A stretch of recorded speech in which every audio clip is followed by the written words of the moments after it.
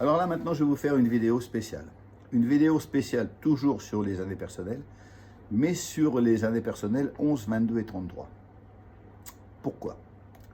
Tout simplement parce que si en additionnant votre jour, votre mois et 2024, vous tombez sur un chiffre, je ne sais pas, par exemple 2045, 2045 ça va faire 2 plus 4 plus 5, ça va faire 11.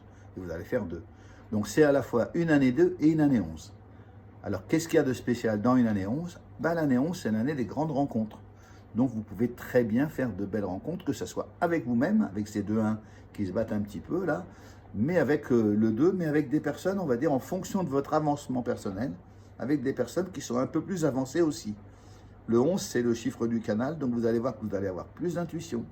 Si vous avez une évolution, vous allez sentir en tout cas que vous allez rencontrer des gens qui ne sont pas tout à fait comme ceux que vous rencontrez d'habitude, qui sont peut-être ce qu'on appelle les maîtres cachés, c'est-à-dire des personnes que vous allez voir 30 secondes, une minute ou quelques semaines, et qui vont vous apprendre des choses importantes pour la suite de votre vie. Donc, dans une année 11-2, on fait attention. Non seulement on est dans l'année 2, on l'a dit dans l'autre vidéo, on l'a dit que c'est une année pour s'associer. Le 11, c'est pour s'associer, mais on va dire entre guillemets à un niveau supérieur. C'est le canal, c'est aussi l'illumination. Et puis vous vivrez tantôt en hausse, tantôt en 2. Ça dépend de vous, ça dépend de comment vous allez entendre, comprendre, voir, mais pas avec vos oreilles, pas avec vos yeux et pas avec votre cerveau, c'est autre chose. Vous allez écouter votre ressenti par rapport à ces personnes-là et vous allez dire, tiens, elles sont magnifiques ces personnes-là. Pas forcément des personnes de couple, c'est pas forcément dans l'amour, c'est sûrement dans l'amour de l'être, mais ça peut être aussi dans le travail, ça peut être dans la vie de tous les jours, ça peut être dans tout. Le 11, c'est un maître caché, c'est assez sympa. Si dans votre addition vous trouvez un 22 et ensuite un 4, comme l'année 11-2, vous allez bien sûr vivre en 4, mais en même temps dans cette année 4 qui est plutôt une année, on va dire, de construction, qui est plutôt une année étriquée, si vous avez la chance de la vivre en 22, ça va être génial parce que le 22, c'est le bâtisseur. Donc, comme la carte du tarot qui porte ce nom-là, le 22, qui est donc le mat, ou le mât, ou le fou, c'est une carte qui vous permet de faire plein de choses parce qu'elle vous permet de voir le travail, mais on va dire à un niveau supérieur. C'est-à-dire que plutôt que de marcher avec des pas de fourmis, tout doucement, comme dans la cour de récréation quand on est petit, là vous allez prendre vos bottes de 7 lieues pour faire des choses, et des grandes choses. C'est le moment d'avoir des grandes idées, c'est le moment de mettre en place ces grandes idées, parce qu'avec le côté 4, il y a un côté carré et ça va bien le faire. C'est le moment d'oser de chausser ses bottes de 7 lieues pour faire des grandes choses. Voilà, n'oubliez pas que les bâtisseurs, tous ceux qui ont bâti, ils avaient tous des 22. Le 22, c'est vraiment le chiffre de celui qui voit les choses, de celle qui voit les choses à grande échelle, à une échelle internationale, voire planétaire, voire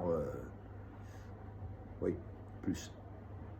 Et donc dans cette immensité, parce que le 22 c'est quand même la dernière arcane majeure des cartes du tarot de Marseille, pour ne pas la nommer, mais en même temps c'est celle qui fait le 22 et c'est celle qui fait le 0. C'est-à-dire que vous êtes en même temps à la fin et en même temps au début. C'est-à-dire que vous pouvez concrétiser des idées ou vous pouvez avoir des idées de génie que vous allez mettre en pratique.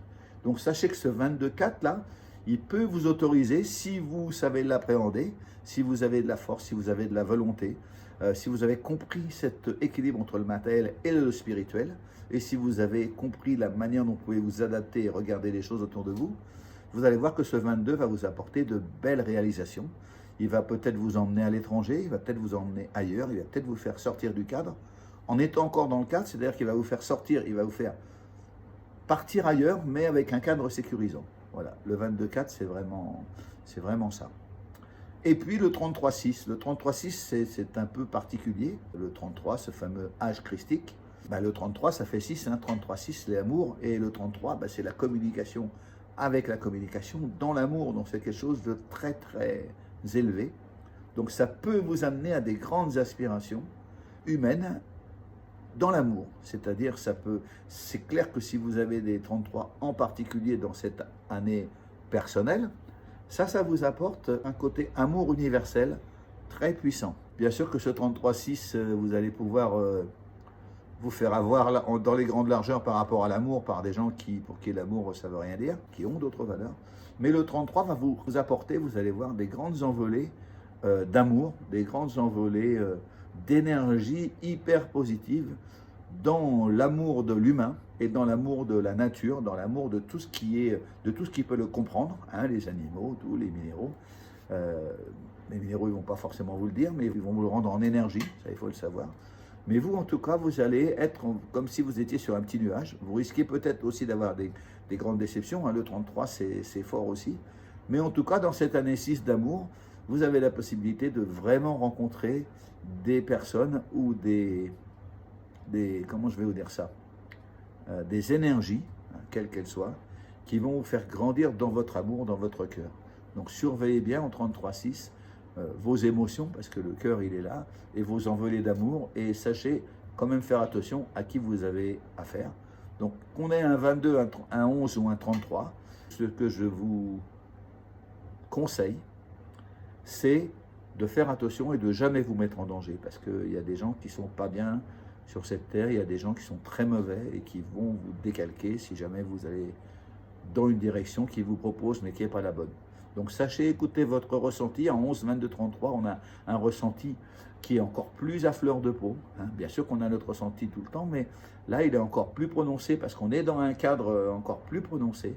Et donc sachez avoir de belles envolées, que ce soit dans le cadre de l'association, du travail ou de l'amour, mais sachez être prudent. Surtout dans cette année 8 qui est une année karmique, puisqu'elle est au-dessus bien sûr, puisqu'elle représente l'univers, en tout cas la Terre.